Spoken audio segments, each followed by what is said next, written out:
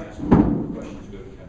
Okay. Well, certainly a terrific win for our team. To come down here and play that caliber of team, you know, I thought we prepared well. I thought our guys were ready to play, and you know, there was a couple moments in this game I thought we could have went away, and the last time that we sort of got hit in the mouth, there was a different response, and tonight was a little bit different. But the end of the first half was really important. It gave us some confidence at halftime, and then I thought once we got our offense in front of our bench, it was a little easier to control it, and some guys got some baskets to go in, and we had some confidence. And good team win.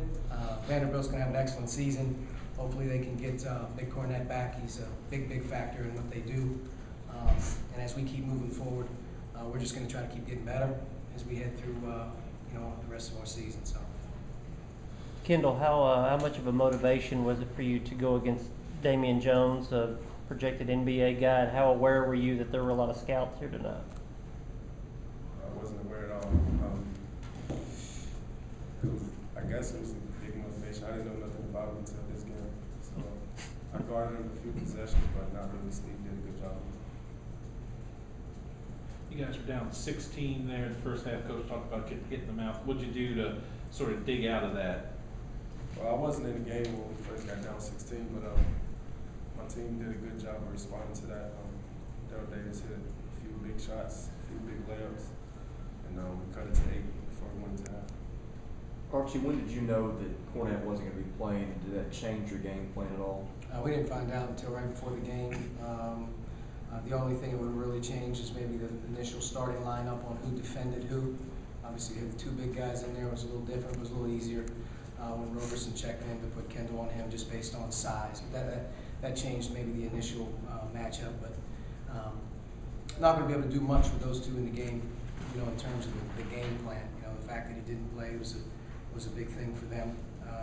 But we had to play the game. You know, I thought our guys did a nice job. Were you surprised at how easy you guys were able just to take it to them on dribble penetration, or just get point blank points all night? No, I thought in the first half we missed some easy ones that could have helped our cause in the first half. We had some finishable plays in the first half that didn't go down. They were running their offense with pretty much ease in the first half. They got a lot of good shots. I thought in the second half, the guys did a really nice job of starting to play with one another and getting the ball moving and getting some more player movement. We were much more of a stationary team in the first half. Once we started to move and get some inside out and get some stuff, our guys started to be able to take advantage of some of the lanes and get to the basket. But you know, our offense was much better in the second half. I'll be honest with you, it's a lot easier to communicate with them in the second half than it was in the first. Coach, compared to this result with the one in Arkansas last year, do you think that shows that your team might be a little bit farther ahead of where they were at this point last year? Two different types of teams, two really different types of teams.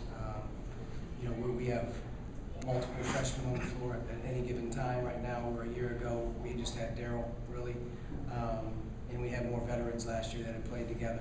We're a little bit better, in my opinion, in terms of transition this year than we were a year ago.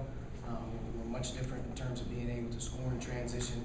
And I thought, you know, Steve is a lot different than we've ever had before. And you can just tell in and around the basket, he gives us something that we haven't had. But two different teams. This team's evolving as the season goes along and learning how to play with one another on the run. And tonight was pretty good. I thought a couple of our freshmen got in there and didn't shy away, which was nice to see. Coach, this win should push you guys into the top 25. How significant? I hope not. You hope not? I hope not. Why? I just think it's irrelevant. You know, I think it causes added clutter in our locker room, added clutter in our practice floor, added clutter in our film room. It means absolutely zero. We're better with a chip on our shoulder. We're better off when we're underdogs. I'll take that. If they put us in the top 25, I'll take it. But all that does is really it gives our fans a chance to tell these guys how good they are, and they're not very good right now. I mean, just in terms of being able to keep getting better. We have to keep getting better. And I think Saturday's one of those fat and happy opportunities when you feel really good about this one. Play a really good Chattanooga team on Saturday. You take your eyes off getting better the next couple of days, you know what happens. So that's where my focus is right now. And top 25, all that stuff, this time of year is really irrelevant. We want to be ready to go at the end of the year. That's when it's important. How big of a challenge was the court experience for the first time? You mentioned seeing them all the way down the other end. Yeah, it's hard to communicate. I thought our guys did a better job of playing on the run in the first half. You know, on the run in the first half, just being able to get organized with themselves, that was pretty good. It was harder to get them to move, though, when they're away from you. It's harder to get them to start to trigger some action, and we weren't able to call really a whole lot of plays. Second half, as they're in front of us, easier to control, easier to communicate to some guys. And I thought, you know, some of the baskets that we had were due to penetration and movement, and we had different guys making plays rather than just throwing the ball into the post and standing around. So if we can take our second half, you know, sort of offense and look at it, and we can get some guys sort of buying into that much more, you know, than just standing around, then I think we have a better chance. But the good thing tonight was, and we talk about it a lot right now for this team, the thing that kills this team right now is turning the ball over, and we only turned it over 12 times. We only wanted to play with about 12 or fewer. That's 2 games in a row with 22 turnovers.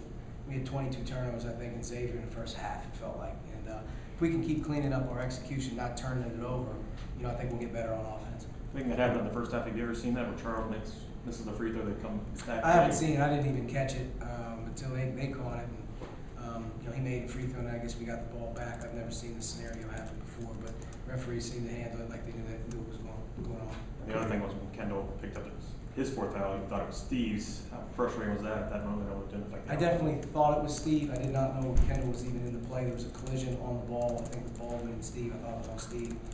They gave it to Kendall. So we'll have to watch the film, but there wasn't much we could do about it. We had to adjust. Coach, 3 categories. Yeah. You want to battle the boards, the points in the paints, and second chance points. How you feel about those 3 categories? Well, really good. You know, our team right now is based on about 3 things, and we just kind of hone in on these 3. It's playing extremely hard and getting back on defense and running back.